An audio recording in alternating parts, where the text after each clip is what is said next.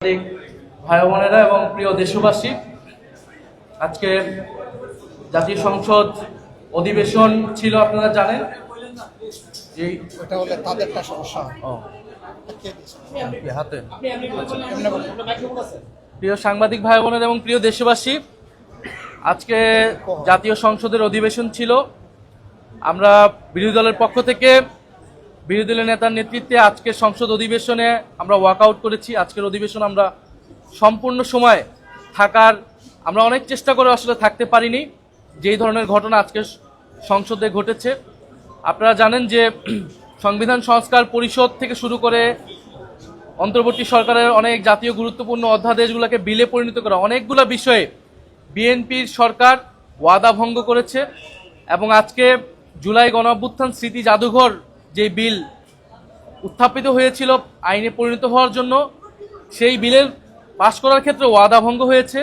আমাদের কথা ছিল বিশেষ কমিটিতে 98টি অধ্যাদেশ, যেখানে সবাই ঐক্যমত আমরা পোষণ করেছিলাম, একটা সমঝোতা হয়েছিল যে এই বিলগুলো নিয়ে আমরা কেউই আসলে আপত্তি তুলব না, এটাতে আমরা সবাই ঐক্যবদ্ধ। কিছুটাতে আমাদের নোট অফ ডিসেন্ট ছিল, সেগুলো সবগুলো অধ্যাদেশই আমাদের যেগুলো নোট অফ ডিসেন্ট ছিল সেগুলা আলোচনার আসার কথা ছিল। বিশেষ কমিটিতে ওই সিদ্ধান্ত হয়েছিল, কার্য উপদেষ্টা কমিটিতে স্পিকারের সভাপতিতেও সে সিদ্ধান্ত হয়েছিল। কিন্তু আমরা দেখতে পেলাম আধা ঘন্টা আগে এই জুলাই গণঅভ্যুত্থান স্মৃতি জাদুঘরে বিলটিতে একটি সংশোধনী আনা হয়, আমাদেরকে না জানিয়ে, কাউকে না জানিয়ে, এক ধরনের ছলচাতুরির মাধ্যমে এইটি পাশ করানো হয় এবং একটি ভুল অপব্যাখ্যা দেওয়া হয়।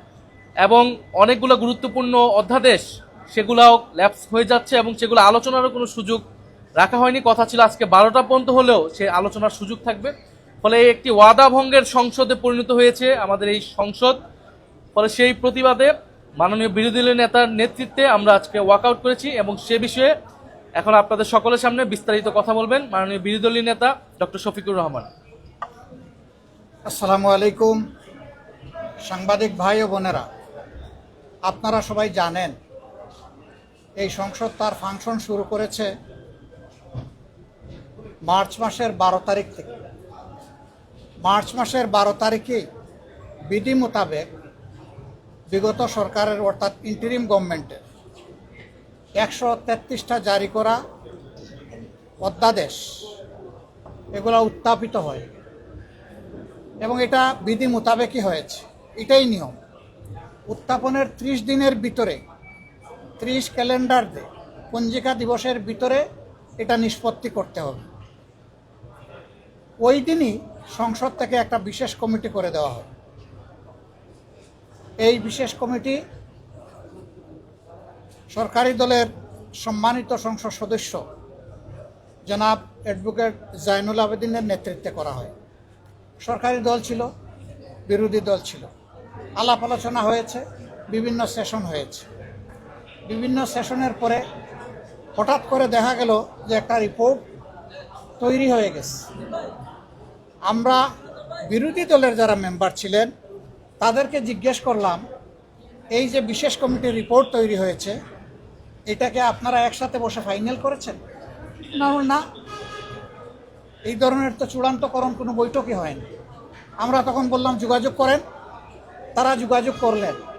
যোগাযোগ করে দেখা গেল যে শুধু সরকারি দলের সদস্যরা মিলে এটাকে একটা ফাইনাল শেপ দিয়ে ফেলেছে। এইখানেই প্রথমে আমি বলবো যে ব্রিচ অফ ট্রাস্ট হয়েছে।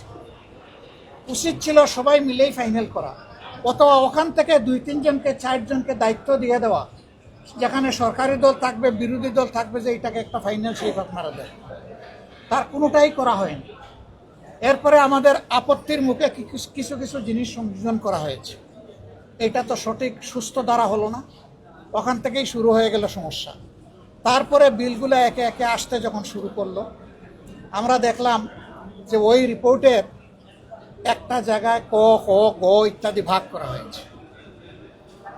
আমরা এটা দেখে পরবর্তী কার্য উপদেষ্টা কমিটির যে মিটিং ছিল, সেই মিটিংয়ে আমরা বললাম যে 133টা অধ্যাদেশ এই মহান সংসদে উত্থাপন হয়েছে। এখন সেই অধ্যাদেশগুলোর উপর যে বিশেষ কমিটি করা হয়েছে, সেই কমিটির ফাংশন হলো আবার তারা এইটার উপরে কাজ করে এইটাকে সংসদে এনে উত্থাপন করবে। তারা তো এখান থেকে বাদ দেওয়ার, কিছু রাখার, কিছু ছাড়ার অধিকার রাখে না। এটা সংসদের প্রপার্টি। কাজেই আমাদের দাবি হচ্ছে 133-এর 133 অধ্যাদেশই এখানে আলোচনা হতে হবে। এটা নিয়ে দীর্ঘ সময় কার্য উপদেষ্টা কমিটির মিটিংয়ে এটার আইনি দিক, এটার সুবিধা, এটার অসুবিধা, অনেক মন্ত্রীরা অনেক কথা এনেছেন। শেষ পর্যন্ত আমাদের যুক্তির সাথেই একমত হয়ে স্পিকার বলেছেন, হ্যাঁ, প্রত্যেকটা এই আলোচনার জন্য আনতে হবে, এবং এর জন্যে আমরা শুক্রবার দিন সরকারি ছুটির দিনও আমাদের সংসদ বসার দরকার পড়বে। আমরা বলছি আমরা এগ্রি। উনি বলেছেন রাত 12টা হলেও সব কিছু আলোচনা করে আমরা নিষ্পত্তি করব। এইটাই ছিল কথা। কিন্তু আজকে কি হলো? আজকে শেষ দিন, আমরা একটার পর একটা মেমো অপেক্ষা করতেছি যে স্পিকারের দেওয়া রুলিং, তার সিদ্ধান্ত, কার্য উপদেষ্টা কমিটি, এটাই তো বাস্তবায়ন হবে। কিন্তু আমরা দেখি জাতির নিরাপত্তার সাথে জড়িত, একান্ত স্বার্থের সাথে জড়িত, প্রত্যেকটি নাগরিকের জীবনের সাথে জড়িত এই সবগুলাকে উপেক্ষা করা হয়েছে। এই সবগুলাকে উপেক্ষা করে এটাকে লেপসের খাতায় ফেলে দেওয়া হয়েছে। তারা আজকে এগুলা উত্থাপনই করবেন। এর আগে সর্বশেষ বিলের আগে আসলো আমাদের জুলাই জাদুঘর বিল। জুলাই জাদুঘর বিলে কনসেনসাস হয়েছিল, যেমনটি বলেছেন আমাদের বিরোধী দলীয় চিফ হুইপ, যে আমাদের সরকারি দল বিরোধী দল মিলে আমরা একমত হয়েছিলাম যেভাবে অন্তর্বর্তী সরকার অধ্যাদেশ জারি করেছে এইটাকে ইনট্যাক্ট রেখেই পাশ করা হবে, সংসদে আনা হবে। উত্থাপনও হলো সেইভাবে। হঠাৎ করে দেখা যায় সরকারি দলের একজন তিনি হাত উঠালেন, যেটা আনপ্রেসিডেন্টেড। সাধারণত বিল উত্থাপন করে সরকারি দল, কনসার্ন বা আপত্তি থাকলে হাত উঠায় বিরোধী দল। এখানে হাত উঠালেন একজন সরকারি দলের সদস্য। স্পিকার প্রথম তাকে বসিয়ে দিলেন, তারপরে তাকে কথা বলার সুযোগ দিলেন। দেওয়ার পরে তিনি 3টা সংশোধনী এখানে নিয়ে আসলেন। 3টা সংশোধনীর ব্যাপারে আমাদের নীতিগত আপত্তি আছে। তার চাইতে বড় আপত্তির জায়গাটা হলো যে আমরা তো জানলামই না যে কি সংশোধনী উনি এনেছেন, এটা জানার সুযোগ হয় নাই। তারা বলবেন মেমোতে দিয়েছেন। এখানেও স্মরণ করিয়ে দিতে চাই, একটা আইন তৈরি হচ্ছে এখানে বসে বসে জাতির জন্য। আমরা যখন কার্য উপদেষ্টা কমিটির 2য় বৈঠকে বসেছিলাম, তখন তারা সময়ের স্বল্পতা দেখার কারণে শুক্রবারটা এড করা হয়েছে রাত 12টা পর্যন্ত। সকাল বেকাল 2 বেলা, আগে 1 বেলা চলতো, ওই দিনের পর থেকে 2 বেলা করে শুরু হয়েছে অধিবেশন। এটা তো আমরা মেনে নিয়েছি। সেই 2 বেলা শুরু হওয়া অধিবেশন চলছিল, কনসেনসাসও চলছিল, আমরা সহযোগিতা করে যাচ্ছিলাম, আপনারা দেখেছেন। আজকে স্পিকার মহোদয় স্বীকার করেছেন, সবাই স্বীকার করেছে। কিন্তু হঠাৎ করে এটা এনে একটা দলীয় শেপ দেওয়ার চেষ্টা করা হয়। বলা হলো এটা মন্ত্রণালয় যেহেতু এটা তদারকি করবে, কাজেই মন্ত্রী না থাকলে এটা হবে কিভাবে। পরে তারা খোলামেলা বলেই ফেললেন, যদি এখানে সরকারি দলের নিয়ন্ত্রণ না থাকে তাইলে এটা চলবে কিভাবে। এমনকি আমাদেরকে বুঝ দেওয়ার জন্য এটাও বলে ফেললেন যে আজকে আপনারা বিরোধী পক্ষে বসেছেন, আগামীতে তো আপনারা সরকারি দলেও আসতে পারেন, তখন এই সুবিধাটা আপনারাও নেবেন। আমরা বললাম সেম, আমরা এখানে সুবিধা নেওয়ার জন্য আসিনি, আমরা এসেছি জনগণের অধিকার প্রোটেক্ট করার জন্য। ওরকম হলেও আমরা এটা চাই না। শেষ পর্যন্ত আমাদের কোনো আপত্তি স্পিকার শুনলেন না। আমাদেরকে মিনিমাম একদিন আগে এই সমস্ত ডকুমেন্ট সাপ্লাই দেওয়ার কথা, সেইটাও দেওয়া হয়নি। আমরা গিয়ে বসেছি কিসের 1 ঘন্টা, আমরা গিয়ে বসেছি অধিবেশনে, তখন একটার পর একটা এক বস্তা কাগজ আমাদের সামনে আসছে। তাহলে আমরা যেটা দেখলাম না, যেটা শুনলাম না, যেটা নিয়ে চিন্তা করলাম না, সেখানে আমরা রায় দেই কিভাবে?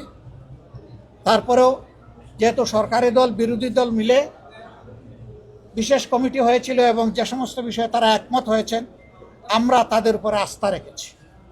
কিন্তু শেষ মুহূর্তে এসে এই আস্থাটাও সরকারি দল ভঙ্গ করেছে। তারা যুক্তি দেখালেন মন্ত্রী ছাড়া সকল সদস্যই বেসরকারি। কিন্তু যদি বেসরকারি হয়ে থাকেন তাহলে আপনি সংস্কৃতি মন্ত্রী, আপনি এটা গ্রহণ করলেন কেন? আপনি গ্রহণ করার মাধ্যমে তো আর এটা বেসরকারি থাকলো না, এখন তো আপনার মেমো হিসাবে এটা আসলো। আপনি তো আর বেসরকারি বলতে পারেন না। আমরা যখন তাকে ধরলাম, তিনি বক্তব্যে উঠে বললেন আমিও জানতাম না। Who knows? এই পার্লামেন্টে যিনি ইনকামবেন্ট মিনিস্টার তিনিও যদি না জানেন, তাহলে কোন জায়গা থেকে এই কলকাঠি নাড়ানো হয়? এইভাবে একটা গণতান্ত্রিক পার্লামেন্ট চলতে পারে না। এরপরে আমরা স্পিকার মহোদয়কে সুস্পষ্টভাবে জানতে চাইলাম, এখানে আপত্তি দিয়ে তারা আমাদেরকে বুঝ দিলেন যে এখন এইভাবে পাশ হয়ে যাক, আগামীতে দরকার হয় আপনারা বিল আনবেন, আমরা সহযোগিতা করব। আনা বিলেই আপনারা আপনাদের আস্থা রক্ষা করতে পারলেন না, ওয়াদা রক্ষা করলেন না, আর আগামী দিনের আমাদেরকে আপনারা কমলা লেবু দেখাচ্ছেন। তারা আমাদেরকে সম্ভবত শিশু মনে করেন। একটা কমলা লেবু হাতে নিয়ে শিশুকে যদি এরকম নাড়ানো হয়, এটা প্লাস্টিকের না আসল কমলা লেবু বোঝার কোনো উপায় নাই। শিশু তখন ওইটার দিকে দৌড় দেয়। তারা হয়তো সেই রকম শিশু আমাদেরকে মনে করেছে, মনে করে এই ধরনের আচরণ আমাদের সাথে করেছে। এরপরে যখন আমরা সুস্পষ্টভাবে বললাম, মাননীয় স্পিকার, আপনি তো এই সংসদের সর্বোচ্চ ব্যক্তি, আপনি এখানকার সভাপতি, আপনার সভাপতিত্বে যে বৈঠক হলো, আপনি যে রুলিংটা দিলেন যে প্রত্যেকটা বিল আকারে এখানে সবগুলা অধ্যাদেশ আসবে, আমরা স্পষ্ট জানতে চাই এগুলো আসবে কিনা। বিশেষভাবে আমরা জানতে চাই দুদকের বিল আসবে কিনা, পুলিশ সংস্কার কমিশন বিল আসবে কিনা, গুম কমিশনের বিল আসবে কিনা, পিএসসির বিল আসবে কিনা, যেগুলোর সাথে প্রত্যেকটি নাগরিকের ভাগ্য জড়িত, তার নিরাপত্তা জড়িত, যেগুলা দিয়ে অতীতে ফ্যাসিজম কায়েম করা হয়েছে দফায় দফায় বাংলাদেশে, অসংখ্য মানুষকে হত্যা করা হয়েছে, গণভোট অধ্যাদেশ আছে, এগুলা তারা আনবেন না। তারা আনবেন কোনগুলো? যেগুলাতে ফ্যাসিজম বহাল থাকবে, আনলে কোনো সমস্যা নাই। যেগুলা ক্ষমতাকে কুক্ষিগত করার জন্য দরকার সেইগুলা তারা আনবেন। স্থানীয় সরকার বিল তারাই তাদের নির্বাচনী ইশতেহারে বলেছেন, তারাই তাদের 31 দফা সংস্কারের প্রস্তাবে বলেছেন যে কোনো স্তরে তারা অনির্বাচিত কোনো প্রতিনিধি দেখতে চান না। তারা নিজেদের সাথেই নিজেরা তাদের কথা রক্ষা করেন নাই, জাতির সাথে রক্ষা করেন নাই। এই আচরণ, স্ববিরোধী আচরণ, আস্থাহীনতার এই যে পরিবেশ তারা সৃষ্টি করেছেন, আমরা এটার জন্য নিন্দা জানাই। এই পার্লামেন্ট আমরা মেনে নিয়েছি, এই পার্লামেন্ট নিয়ে অনেক কথা আছে, এই নির্বাচন নিয়ে অনেক কথা আছে, এবং সেই নির্বাচনের পক্ষে মিনিমাম 2 জন রাজসাক্ষী পাওয়া গেছে। ইঞ্জিনিয়ারিং এর ব্যাপারে সাবেক উপদেষ্টা পরিষদের একজন সদস্য, আর বর্তমান সরকারি দলের একজন স্থানীয় সরকার প্রতিমন্ত্রী। উনি বলেছেন যে আন্দোলন করেছে ছাত্ররা, আমরাও ছিলাম, তবে ক্যাপ্টেনের হাতে প্রফেসর ডক্টর ইউনুস লন্ডনে নিয়ে ট্রফি তুলে দিয়ে এসেছে। সেম ট্রফি যদি ওখানেই দিয়ে থাকেন, তাইলে কিসের নির্বাচন? তাইলে তো নির্বাচনের ভাগ্য যোগাযোগ করে পর্দার আড়ালে ঠিক করে জাতিকে ব্ল্যাকমেইলিং করা হয়েছে, যার প্রমাণ আপনারা গতকাল দেখেছেন।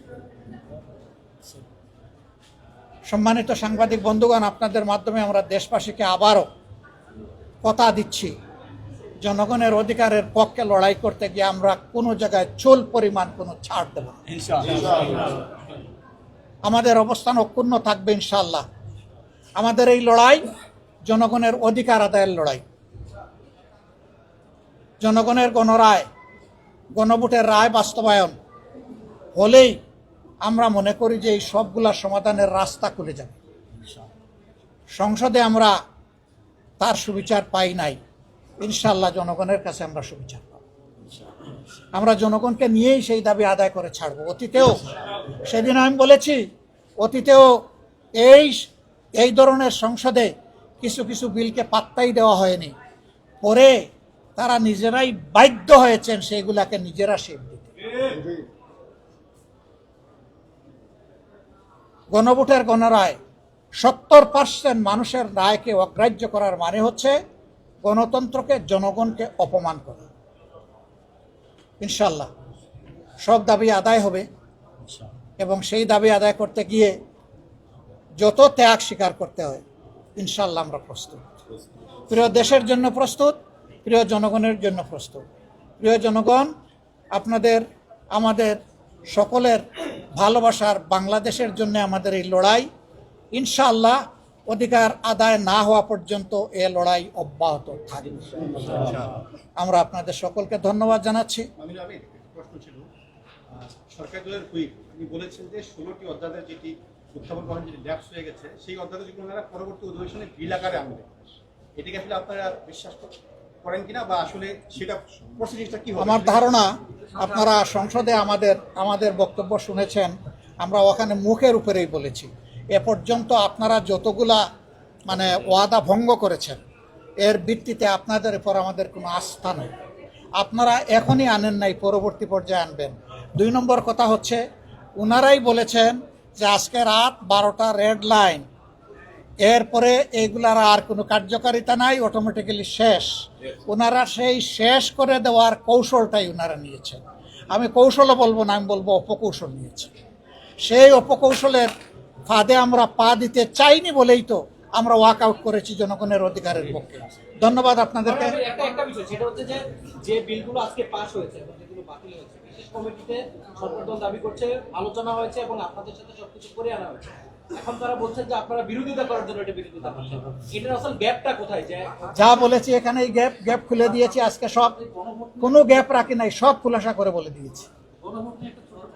জি, শেষে আমাদেরকে বলে গেছেন যে এই গণভোটের পক্ষে তার দলের প্রধান নির্বাচনের সময় ভোট চেয়েছেন, গণভোটকে তারা অস্বীকার করছেন। গণভোটকে অস্বীকার না করলে এটা লেপস হয় কিভাবে? গণভোটের প্রতি সম্মান দেখানোর জন্যই তো সংস্কার পরিষদের সদস্য হিসাবে শপথ নেওয়ার কথা ছিল। ওনারা প্রথম দিনই তো সেটা লঙ্ঘন করেছেন, প্রথম দিনই তো জাতিকে অপমান করেছেন, অগ্রাহ্য করেছেন। এখন কিভাবে বলেন ওনারা? এটা ওনারা বলতে পারেন, জাতি সব কিছুই বুঝে। আল্লাহ হাফিজ, আসসালামু আলাইকুম রহমতুল্লাহ।